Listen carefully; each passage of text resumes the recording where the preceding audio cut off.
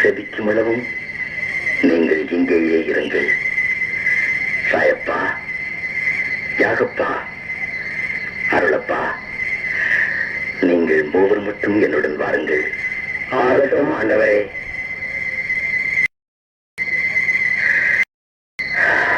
சாயப்பா, யாகப்பா, அருளப்பா, என் ஆன்மா சாவுக்கு ஏதுவான வருத்தப்பட்டிருக்கிறது. இங்கே தங்கி விழித்திருங்கள். அருளப்பரே, நம்மை இங்கேயே இருக்க சொல்லிவிட்டு அவர் எங்கே போகிறார்? அவர் எங்கும் போகவில்லை. அதோ பாரும், தரையில் குப்புற விழுந்து உருக்கமாக ஜெபிக்கிறார்.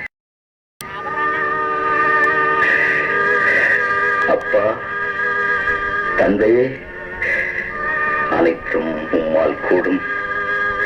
இத்தலத்தை என்னிடமிருந்து அகற்றி அருளும்.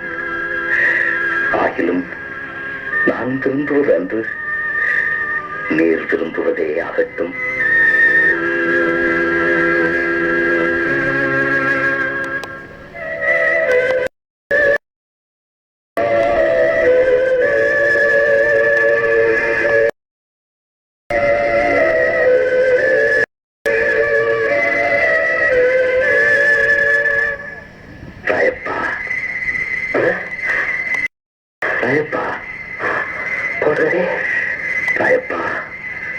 தூங்குகிறாயா? ஒரு மணி நேரம் விழித்திருக்க உன்னால் முடியவில்லையா?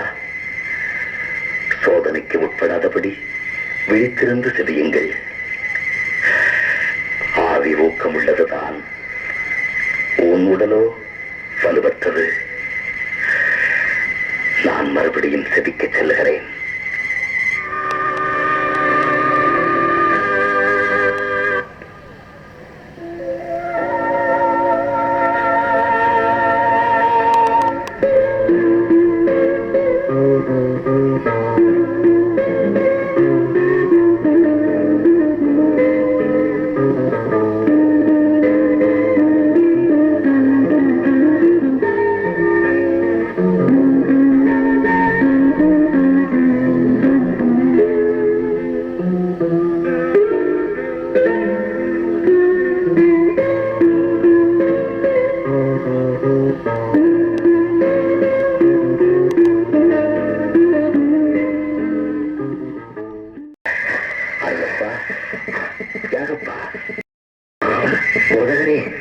இன்னும் இழைப்பார்களா? கண்ணிமைக்க கூடாது என்றுதான் எண்ணினோம். ஆனால் போதும், நேரம் வந்துவிட்டது. இதோ நான் பாவிகளிடம் வைக்கப்பட. எழுந்திருங்கள், போவோம். இதோ என்னை காட்டிக் கொடுப்பவன் நெருங்கிவிட்டார்.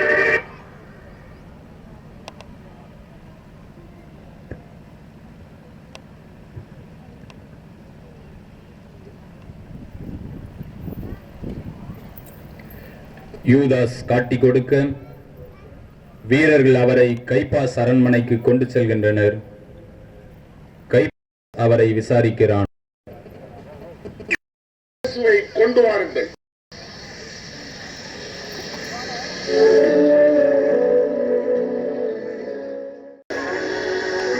நான் உங்களை கேட்டால் நீங்கள் விடையளிக்கவும் மாட்டீர்கள், என்னை விட்டுவிடவும் மாட்டீர்கள். இனிமேல் மருமகன் வல்லமையுள்ள கடவுளின் வலப்பக்கத்தில் அமர்ந்திருப்பார். அப்படியானால் நீர் கடவுளின் மகளா? நான் கடவுள் என்று நீங்களே சொல்லுகிறீர்கள். நமக்கு இன்னும் சாட்சியம் எதற்கு? இதோ இவன் வாயிலிருந்து இதை கேட்டோமே.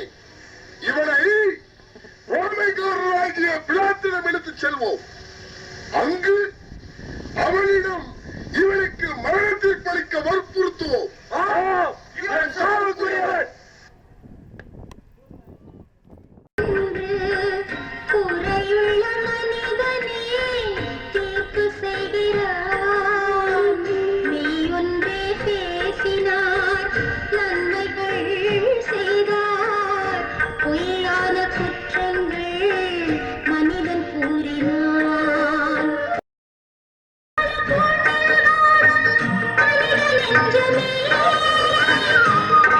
சொல்லும் அருகதை நமக்கு உள்ளதா?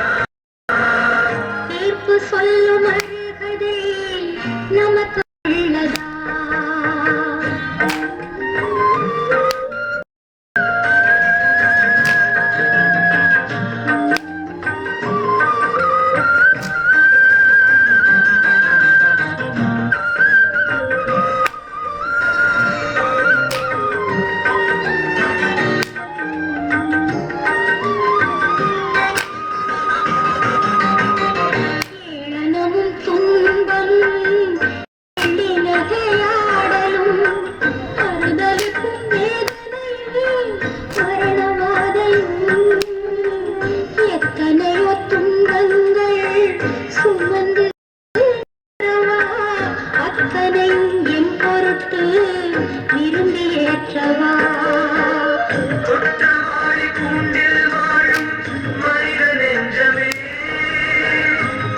சொல்லும் அருகதை நமக்கு உள்ளதா? தீர்ப்பு சொல்லும் அருகதை நமக்கு உள்ளதா?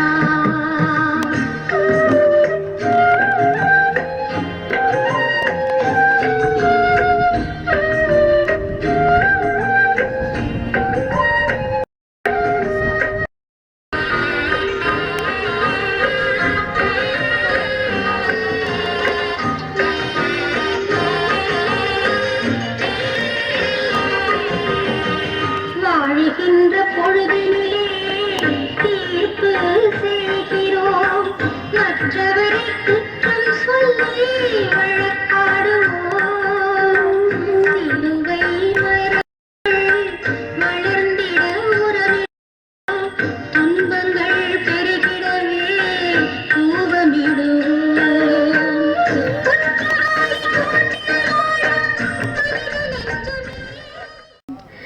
உலக முடிவில் நீர் பரிவாடு தாரம் மோட்ச பாக்கியம்.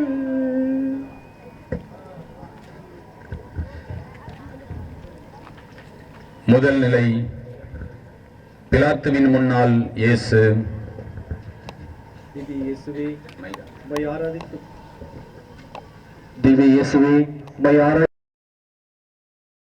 செலுத்துகிறோம்.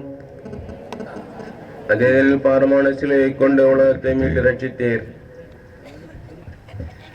பிலாத்துவே ஒரு கணம் ஆடி போகிறார். இவரை கசையால் அடிக்கச் சொல்லி சிறு தண்டனை அல்லவா கொடுத்தேன். இப்பாதகர்கள் இவரது உடலையே கிழித்து வைத்திருக்கிறார்களே. தலையில் முட்கள் பதியப்பட முள்ளால் ஆன கிரீடம், கீறல் விழுந்த இரத்த கரை படிந்த முகம், செந்நாய்கள் கூட்டத்தின் மத்தியில் சிக்குண்ட செம்மறி ஆடு போல சின்னா பின்னமாக்கி அல்லவா கொண்டு வந்திருக்கிறார்கள். ஒரு கணம் பதறி இருக்க வேண்டும். வினோதமான வழக்கு, விபரீதமான தீர்ப்பு. தீர்ப்பளிப்பவருக்கு தீர்ப்புக்குள்ளானோர் தீர்ப்பளிக்கும் விந்தையான நிலைமை. வீரம் பேசியவர்கள் வாயடைத்து போகிறார்கள். உமக்கொன்று எமக்கொன்று என்று கூடாரம் போடச் சொல்லி கும்மாளம் போட்டவர்கள் ஊரை விட்டே ஓடிவிட்டார்கள். ஓசானா ஓசானா என்று ஆர்ப்பரித்தவர்கள் ஒழிக ஒழிக என்று ஆர்ப்பாட்டம் செய்கிறார்கள். அவரிடம் பலனை அடைந்தவர்களும் சீடர்களும் கூட அவரை விட்டு ஓட அவர் அனாதையாய் நிற்பதை பாருங்கள். அன்று நடந்தது. பாருங்கள், இதோ மனிதன், இந்த மனிதனை பாருங்கள். சிசாருக்கு வரி கொடுக்க கூடாது என்று கூறினான். அவரை சிலுவையில் அறியும். இந்த மனிதரையா? இவரா கலாம் செய்திருப்பார்? இவரா சிசாருக்கு வரி கொடுக்க வேண்டாம் என்று சொல்லி இருப்பார்? குற்றமில்லா மனிதனை தண்டிப்பது எப்படி? எங்கள் சட்டப்படி இவன் சாக வேண்டும், ஏனெனில் இவன் தன்னை இறைவன் என கூறிக்கொள்கிறான். இவன் ஊர்வலாய் வசித்திருந்து மோதலை செய்து கலவரத்தை உண்டாக்குகிறான். எனவே இவரை சிலுவையில் அறியும், சிலுவையில் அறியும். நீங்கள் கூறும் எந்த குற்றத்தையும் இவரிடம் நான் காணவில்லை. இவரை தண்டித்து விடுதலை செய்வேன். நீர் இவனை விடுதலை செய்தால் மன்னர் சிசாரின் நண்பர் அல்ல, இவனை சிலுவையில் அறையும். என்னோடு பேச மாட்டாயா? இவர்கள் கூறும் குற்றச்சாட்டுகளுக்கு ஒரு மறுமொழியும் கூற மாட்டாயா? உன்னை தண்டிக்கவும் விடுதலை செய்யவும் எனக்கு அதிகாரம் உண்டு என்று உமக்கு தெரியாதா? மேலிருந்து உமக்கு அருளப்படாதிருந்திருந்தால் என் மீது உமக்கு எவ்வித அதிகாரமும் கிடையாது.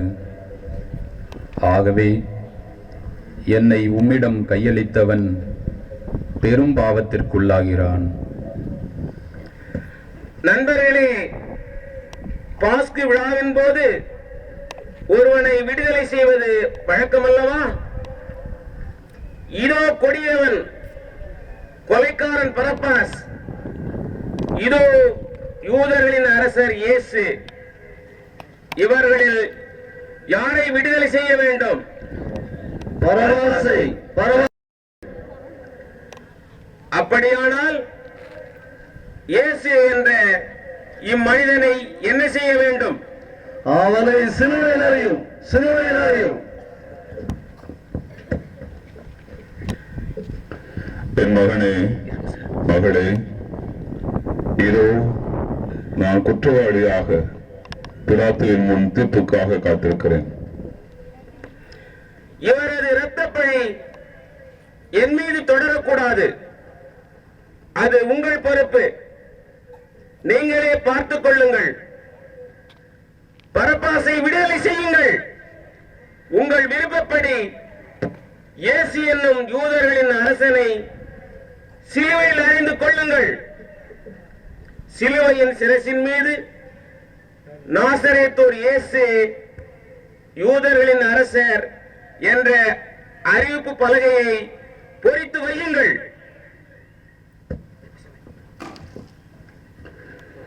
என் மகனே, மகளே, இதோ நான் குற்றவாளியாக பிலாத்துவின் முன் தீர்ப்புக்காக காத்திருக்கிறேன். நீதி அநீதிக்கு தலைவணங்கி நிற்கின்ற ஒரு பரிதாப நிலை.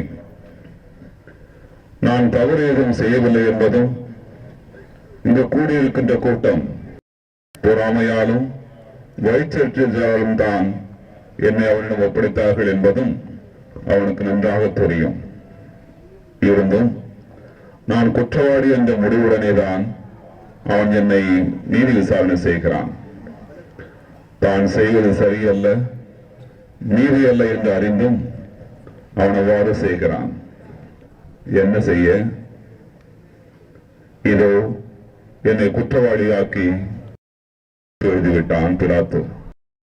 மக்களை வெற்றி கழிப்புக் கொள்கிறார்கள். நீ மட்டும் என்ன, பிலாத்துவை போன்று எத்தனை முறை என்னை தீர்ப்பளித்திருக்கிறாய்? எப்பொழுது என்று கேட்கிறாயா? பிறரை பற்றி பிறடி பேசும்போது, உன் சகோதரன் சகோதரியை பற்றி இல்லாதது பொல்லாதது சொல்லும் போது, அழைக்கப்பட்ட குருக்கள் புரோகிதர்கள் பற்றி அவதூறு பேசும்போது, அடுத்த வீட்டுக்காரரை பற்றி அநியாயம் பேசும்போது, உன்னோடு அன்போடு தோழன் தோழி பற்றி தவறாக பேசும்போது, கபடற்று பேசுகின்ற நல்லவரின் பேச்சுகளை தவறாக புரிந்து கொண்டு அவர்களை நீ நீதியற்ற முறையில் விமர்சனம் செய்யும் போது, பிறருடைய பெயரை கெடுக்கும் நோக்குடன் கற்பனை கதை புனைந்து பிறர் மனமுடைய நீ பேசிய போது, ஜெபம். அன்பு இயேசுவே, உம்முடைய பாடுகளை தியானிக்கும் நாங்கள் பிறரை அநியாயமாக தீர்ப்பிடாமல் இருக்கவும், புரணி பேசாமல் இருக்கவும் அருள் தாரும். ஆமென். எங்கள் பேரில் தயவாயிரும் சுவாமி, எங்கள் பேரில் தயவாயிரும். எங்கள் பேரில் தயவாயிரும் மருத்துவ விசுவாசிகளின் ஆத்துமங்கள் ஏழுடைய இரக்கத்தினால் நித்திய சமாதானத்தில் இழைப்பார கடவுள.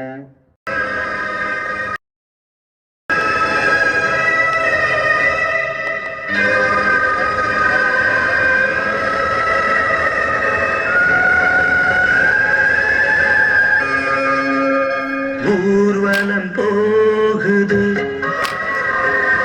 ஊர்வலம் போகுது,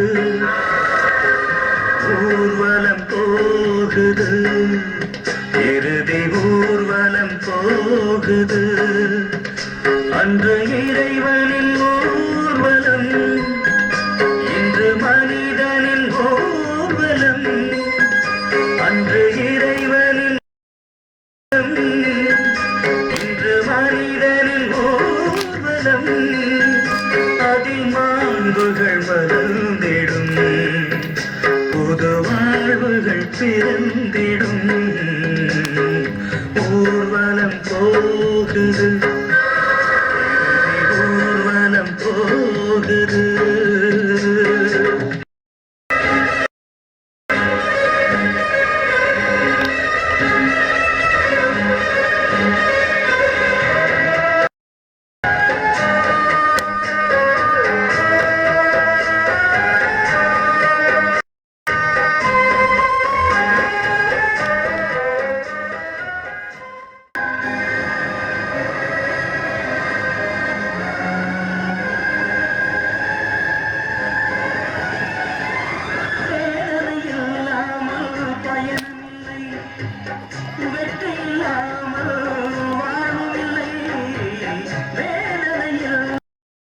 பயணமில்லை, வெற்றி இல்லாமல் வாழ்வில்லை. வேதனை புறமாகும் வேதனை புறமாகும் தேவனின் வழியாகும். ஊர்வலம் போகுது, ஊர்வலம் போகுது.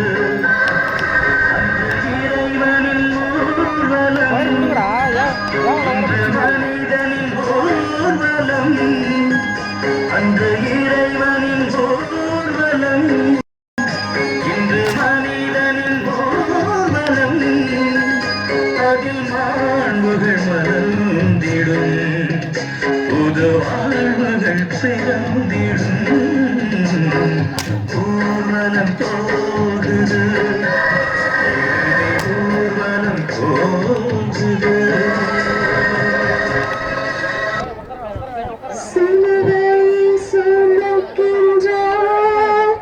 உலகத்தின் பாவங்கள் சுமக்கின்றார்.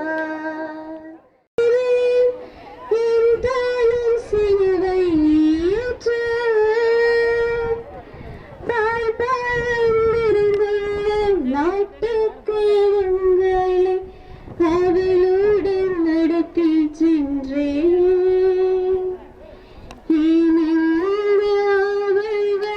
எல்லாம் மறந்து உடனே துயரம். சுமை தாங்கியாகிவிட்டால் சுமைகளை சுமந்துதான் ஆக வேண்டும். இல்லையேல் அதுவே அவ்விடத்திற்கு சுமையாக மாறிவிடும். மரங்கள் கனிகளை சுமந்துதான் ஆக வேண்டும். இல்லையேல் வெட்டுண்டு சிதைக்கப்படும்.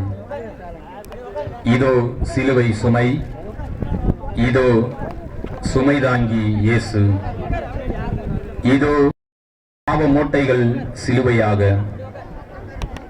இதோ சிரம் தாழ்த்தி ஏற்றுக்கொள்கிறார்.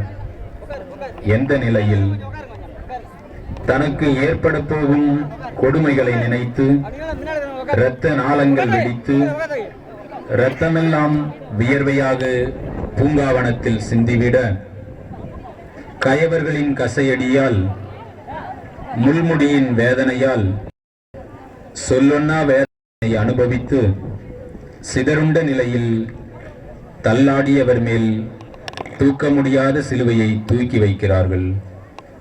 அன்று நடந்தது. அந்த சிலுவையை தூக்கி வாருங்கள். அப்பாடா, என்னால தனியா தூக்க முடியாது. அடே எவ்வளவு பாரமான சிலுவை. நாம் சேர்ந்து இதனை தூக்க முடியவில்லை. இவன் எப்படி தூக்க போகிறானோ? புதுமைகள் பல செய்து மக்களை மயக்கிய இவன் புதுமையோடு தூக்கிச் செல்லட்டும். தூக்கரா சிலுவையை. மகனே, மகளே, பார்த்தாயா, இதை நான் சுமப்பதற்கென்று பிரத்யேகமாக செய்யப்பட்ட சிலுவை. என்ன மதத்தால் செய்தார்களோ தெரியாது, ஆனால் மிக கடினமாக இருக்கும் போன்ற தீர்ப்பளித்த சில மணித்துளிகளிலேயே எனக்கு இந்த சிலுவை மரம் தயாராகிவிட்டது. அதை நான் எவ்வளவு நேரம் சுமக்க வேண்டும் என்று எனக்கு இப்போது தெரியாது. நான் சுமக்க வேண்டும். ஏன் எனக்கு இந்த நிலை? நீ பிறர் மீது பழி போடுவது சிலுவை என் மீது விழுகிறது. நீ எப்பொழுதெல்லாம் உன் தவறை உணரவில்லையோ, எப்பொழுதெல்லாம் உன் தவறை உணர மறுக்கிறாயோ, எப்பொழுதெல்லாம் உன் தவறை பிறர் மீது போடுகிறாயோ, எப்பொழுதெல்லாம் உன் தவறுக்கு பிறரை காரணம் காட்டுகிறாயோ, அப்பொழுதெல்லாம் இந்த சிலுவை என் மீது சுமத்தப்படுகிறது. இந்த கதையானது உன் ஆதி பெற்றோர்களிடமிருந்தே தொடர்ந்து வருகிறது. ஆதாம் ஏவாள் மீது போட்ட பழி,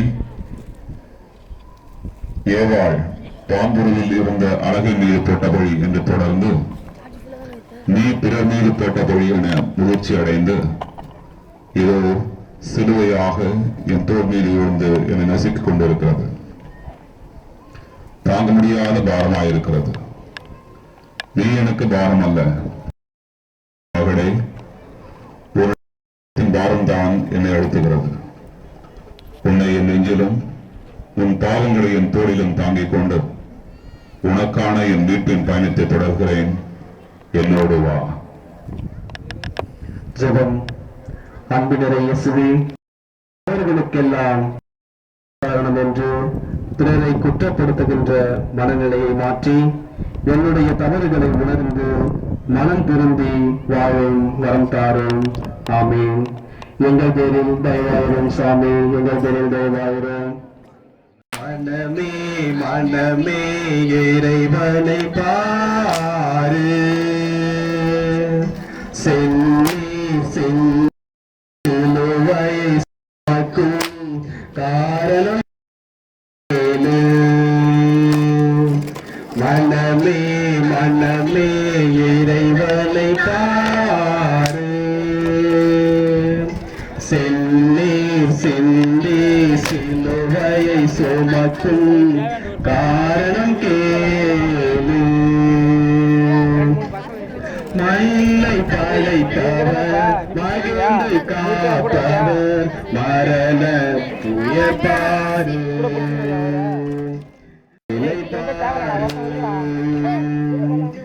நம்மை காத்திட உன்னை தன் காரணம்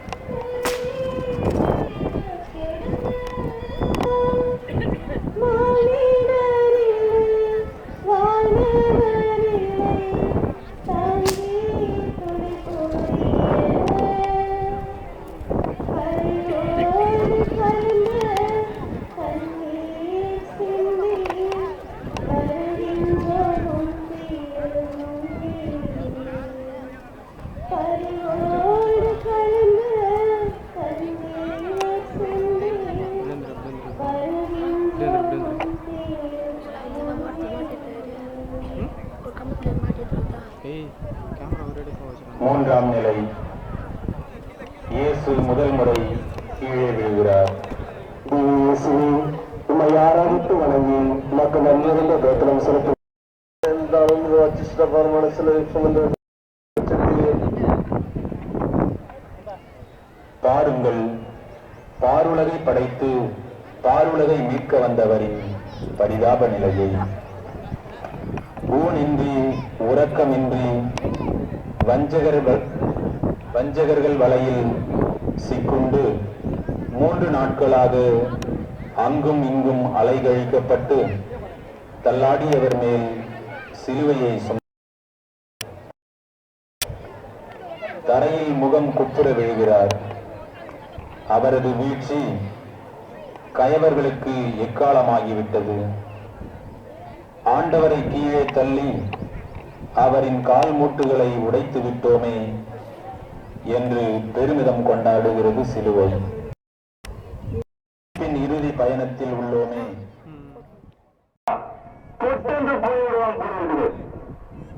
எழுந்து போக வேண்டிய தூரம் நிறைய இருக்கு. நேற்று இரவு முதல் ஏதும் உண்ணவில்லை. ஏதோடு பிலாத்து என்று விசாரணை மேல் விசாரணை, உடல் ரீதியான அங்கும் இங்குமான அசதி. இவை போதாது என்று பொய் பழிப்புரைகள், குற்றச்சாட்டுகள், ஏளன பேச்சுக்கள் இவையெல்லாம் சேர்ந்து இருவரின் மண்ணோடு மண்ணாக எடுத்தாக்கிவிட்டன. நடந்து போன என்னுடன் மருத்துவ விசுவாசிகளின் ஆத்துமங்கள் தேவனுடைய இரக்கத்தினால் நித்திய சமாதானத்தில் இடைப்பெற கடவன.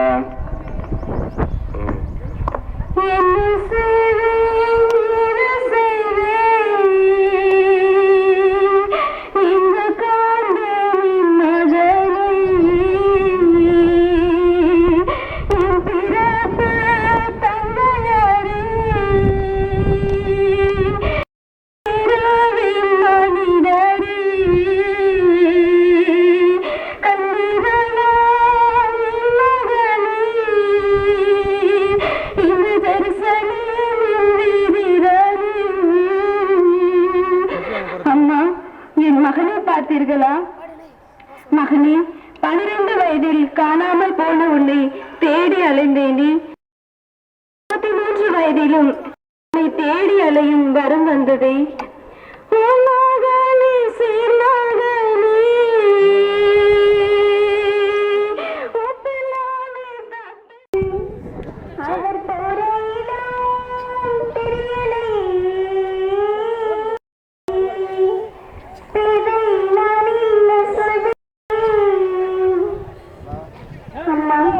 மகளை பார்த்தேன்.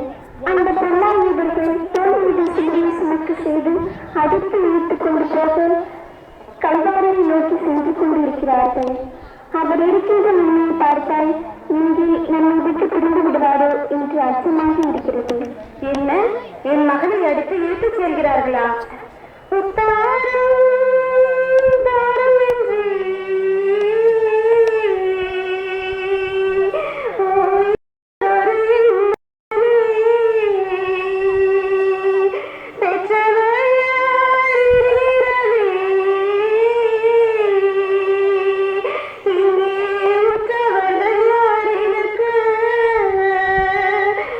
மகனே, ஐயோ மகனே, கடவுளின் சுத்தத்தை நிறைவேற்ற கேட்டாயே, இப்படியெல்லாம் சித்திரவதை அனுபவிக்கத்தானா? இப்போ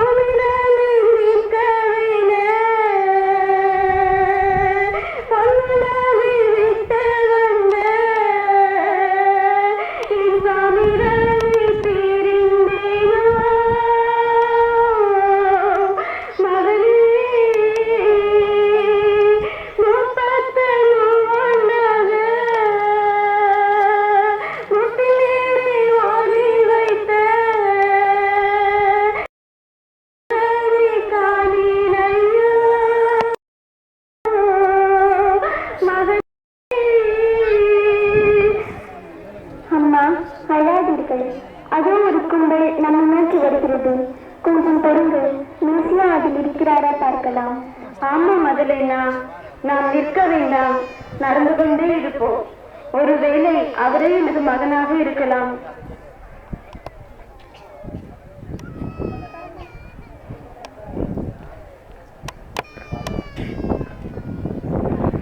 நான்காம் நிலை.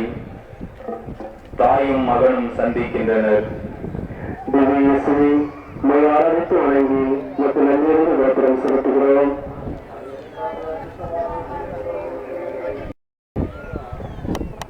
தன் ஒரே மகன் கயவர்களிடம் சிக்கி வதைப்படுகிறார் என கேள்விப்பட்டு பரிதவிப்புடன் அலைந்து திரிந்த தாய்க்கு, இதோ உன் மகன் சிலுவையை சுமந்து தள்ளாடி தள்ளாடி கல்வாரியை நோக்கி சென்று கொண்டிருக்கிறார் என்னும் செய்தி கேட்டு அனல் இட்ட புழு போல் துடித்து ஓடுகிறாள்.